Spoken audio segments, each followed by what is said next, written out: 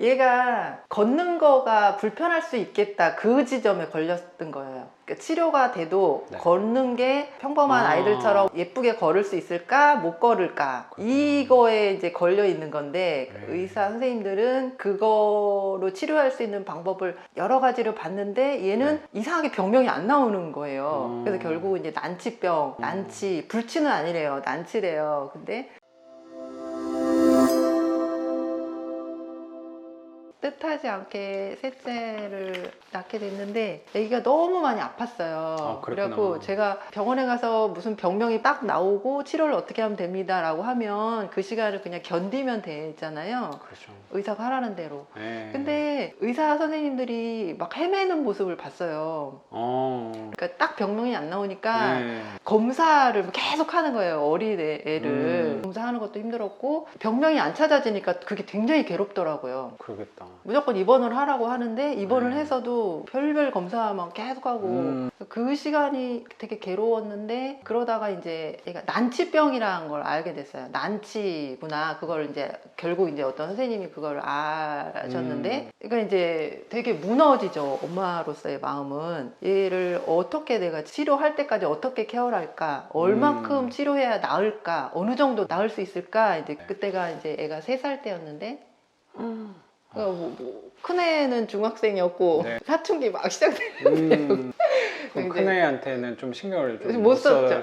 그때 중학생이 아니고 이제 5학년, 초등학교 5학년이었구나. 그리고 둘째는 이제 유치원이었고. 참 손 많이 갈 때이긴 했네요. 맞아요. 그렇더라고요. 되게 바쁘더라고요. 근데 이제 얘를 갑자기 응급실 갈 일도 많이 생기고 막 이러니까 막 정신이 없는 거예요. 애들 케어도 안 되고 막 이랬을 때, 그래서 얘가 병명만 나오고 어떻게 치료하고 돈이 얼마 든다 뭐 이러면 이제 딱딱 그거 할 수가 있겠는데 그게 안 되니까 아무것도 할 수가 없어요. 뭘 계획을 세울 수도 없고요. 큰애가 뭐 학교에서 선생님 상담 오라 그래도 정신은 딴 데가 있어가지고 선생님이 무슨 말 하는지 들리지가 않아요. 처음으로 이제 제가 태어나서 그런 위기를 맞았는데 난치병이라는 얘기를 듣고, 그러니까 의사 선생님도 단정을 못 하시는 거예요. 어느 정도 얼마를 치료하면 나을 거예요가 아니라 현재로서는 이 방법이 최선이에요. 하시려면 하고 선생님이 그러니까 보호자분이 결정하세요 이러니까 안 할 수도 없고 하자니 막 이게 마음이 불편하고, 그때부터 이제 제가 내가 정신을 차려야겠구나. 아니면은 이게 아무것도 안 되네. 얘들 3명이 나만 바라보고 있고 여기서 남편은 어디 있어요? 궁금해하실 분이 계실 텐데 남편은 되게 열심히 일할 때여서 장기 출장 중이었어요. 부산에. 우리는 저기 일산에 살고 있었는데 2주에 한 번 올라오고 이런 정도. 거기서도 자기도 책임 맡은 게 있어가지고 되게 바쁠 때였어요, 이 사람도.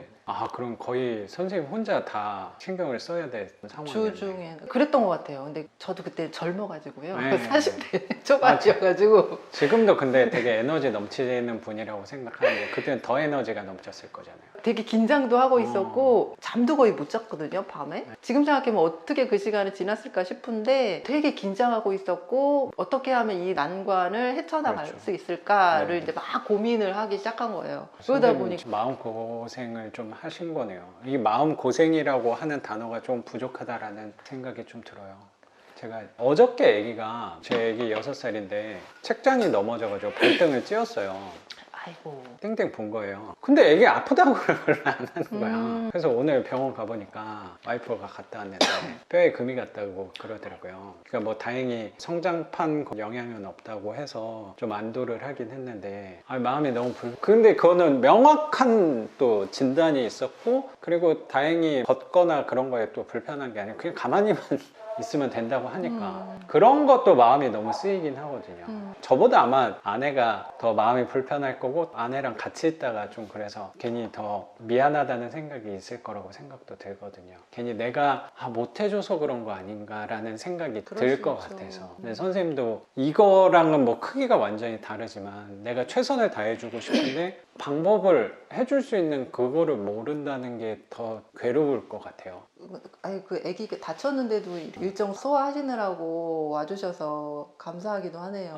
조금 조정을 하실 수도 있으셨을 텐데. 근데 그게 뭐 내가 옆에 있다고 병원에 같이 가주시는 게 아마 아기 엄마 입장에서 되게 마음이 놓이기도 하더라고요. 이렇게 급하게 병원에 가야 될 때는. 어제는 응급실 갔을 때 같이 갔는데 그러셨구나. 오늘은 막 위급하고 아기도 멀쩡해가지고 그냥 그거 뭐 어제 반기부스 같이 뭘 해줬는데 그것도 풀르고 그냥 갔거든요. 근데 되게 가보니까 씩씩하네. 놀란 거지. 어. 엑스레이 찍어보니까.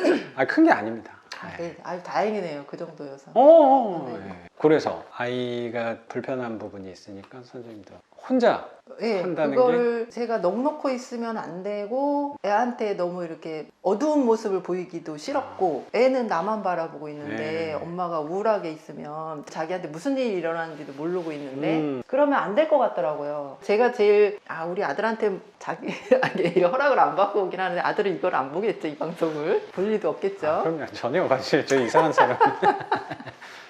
그러니까 얘가 걷는 거가 불편할 수 있겠다 그 지점에 걸렸던 거예요. 그러니까 치료가 돼도 네. 걷는 게 평범한 아. 아이들처럼 예쁘게 걸을 수 있을까 못 걸을까 이거에 이제 걸려 있는 건데 네. 의사 선생님들은 그거로 치료할 수 있는 방법을 여러 가지를 봤는데 얘는 이상하게 병명이 안 나오는 거예요. 그래서 결국 이제 난치병, 난치, 불치는 아니래요. 난치래요. 근데 어떻게 하면 치료를 할 수 있을까를 선생님들이 헤맨 거였는데 그러니까 그때 제가 얘가 만약에 걷는 게 불편한 아이로 자란다면 내가 얘를 어떻게 케어해야 될까? 그 지점에 딱 걸린 거예요. 난치도 난치인데 이게 후유증으로 남았을 때 최대한으로 후유증이 안 남게 얘를 치료해야 되는데 누구도 그건 장담할 수 없는 건데 제일 잘 치료해 줄 사람은 난데 얘를 그럼 어떻게 키워야 되는 건가? 애 이제 막 되게 많이 고민을 하기 시작한 거예요. 정신이 되게 많이 차려지는 거예요. 딸 키울 때는 걔네들은 건강한 아이들이었으니까 네. 그냥 평범한 엄마들처럼 그냥 이렇게 시간이 지나면 되는 거였는데 얘는 이제 특별히 더 돌봐야 되는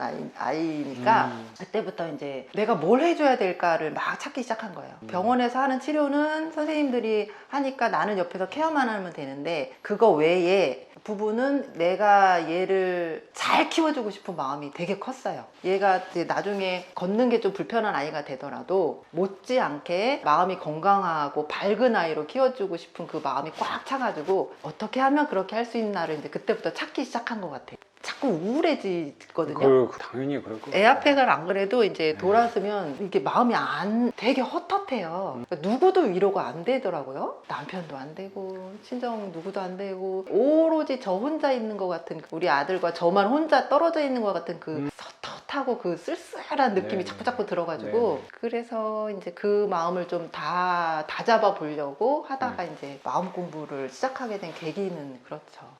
제가 너무 가볍게 질문을 던진 건 아니었나라고 생각이 들어요. 아니에요.